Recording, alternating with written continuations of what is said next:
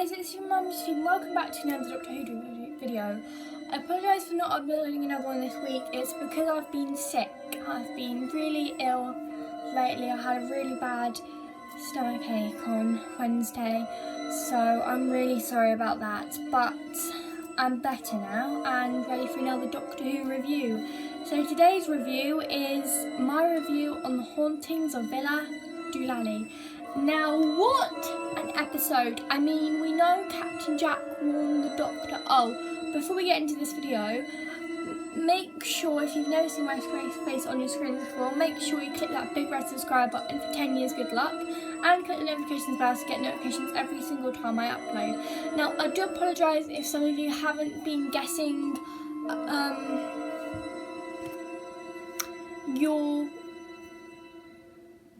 apologise if you haven't been getting my videos in your subscription box. I have talked to YouTube about it and they said it's not just me, every other YouTuber has it. So I'm trying to fix it, I'm trying to get it fixed for you. And YouTube have promised me it'll be all up and running by Wednesday again. So you might not get this video in until Wednesday, but it'll be up anyway. So today's episode, The Hauntings of Villa Diodati. Now that was interesting. I mean, I felt, fun fact from the BBC, I learned that they actually did film it on a cold, stormy night. So that was interesting to see. But we all know that in The Fugitive of the Jadoon, Captain Jack warned the Doctor, beware of the lone Cybermen, don't give it what it wants. It was good, and I'm hoping there has been rumours on Twitter. I know I shouldn't believe everything people say on Twitter. There has been rumours of Jack returning, and there has been rumours that he's not returning. I don't know what to think. I don't know if he's returning or I don't know if he's returning or he's not returning. I don't know. It's kind of hard to say. So yeah. Anyway, so overall thoughts. It was a fun-filled indoor episode, perfect for the weather we've had lately, because we all know we've been having fairly bad stormy weather and so on. So we've all had fairly bad weather recently. And the episode having a storm is just brilliant, absolutely fantastic. I'm just going to adjust the camera ever so slightly, there we are. But yeah, so we all know that's brilliant and fantastic. We've all had, so it being a stormy episode was perfect. Let's see, what else can I say? The lone Cyberman was quite interesting because you could see, before we even came into the house, you could see this thing flickering outside in the rain, kind of like a distant thing in the rain. So that was quite interesting to see. And what I liked about it is the Doctor gave the Cyberman what it wants, even on Jack's warning saying, beware of the lone Cyberman, don't give it what it wants, which is obviously that thing, but the Doctor had to give it what it wants, otherwise it was going to destroy the Earth. So yeah, what was new? What was new was the new era, a new historian, a massive writer. There was a baby in it, more Sonic screwed over, and I'm going to be doing an overall Series 12 review after this. Once the last episode comes up, I'm going to do a final series review of it, okay? So don't you worry.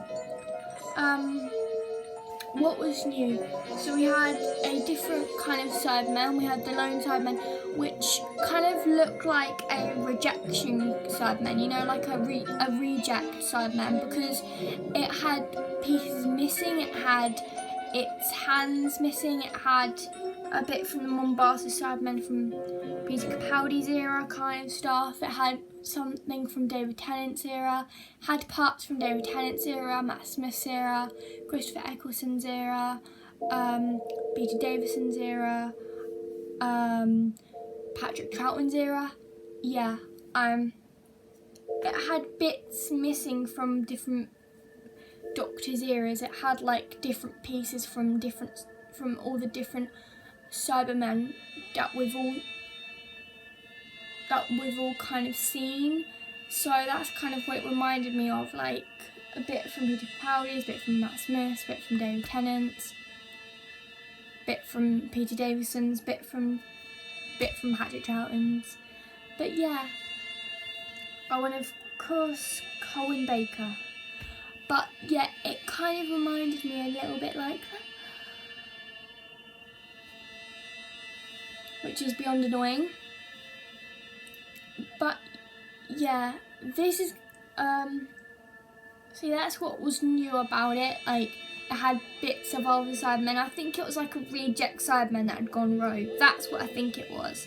I think it was a reject Cyberman that went rogue, that was in the reject part, and suddenly it rebuilds itself out of used parts, out of probably all the reject Cybermen, rebuilds itself. But it was creepier than ever. When the camera zoomed in, I was like, God, that's creepy. So next week we'll be seeing what the actual Cybermen look like, what the actual Cybermen for the 13th Doctor looks like. Also, what was new is the waist jacket we saw on the Doctor. Yes, I'm picking out a costume, the Doctor's costume.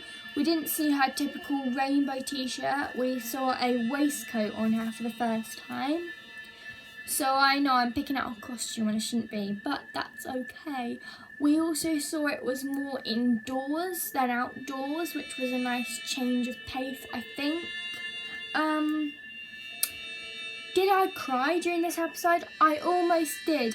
The bit that got me was the Cyberman with the baby. I was like, I don't want it to hurt. I don't want the Cyberman to hurt the baby, because that was my biggest concern. Like, was it gonna hurt the baby? I mean, we've got a few questions answered in this episode now. What is the lone Cyberman that Jack warned the Doctor about? We found out what it is and we've seen it. So that kind of answers that question. It answers that question. And in last week, we found a little bit more information about the Timeless Child. So it turns out it's a Time Lord. So I'll be putting that in a theory video soon. But yeah, so we've got answers to 2 questions now, just a little bit more detail. But the other bits that made me cry were the affection for the kid that they had. So yeah.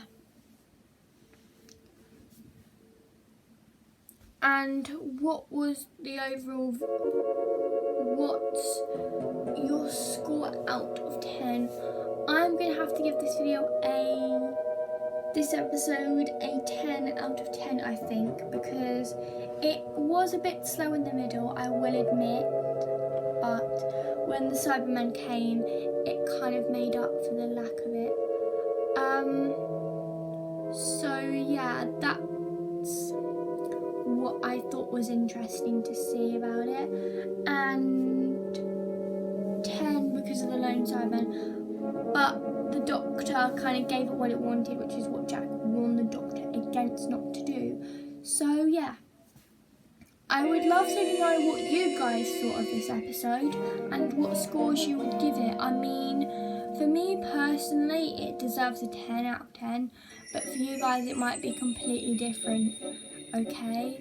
And I've not really got much to say about it. I'm sorry this is a short review. I try my best not to make them as long as I do anymore. Plus, I'm not feeling very well. I'm still not 100%, so if I'm not feeling 100%, my Doctor Who videos will be slightly shorter than normal.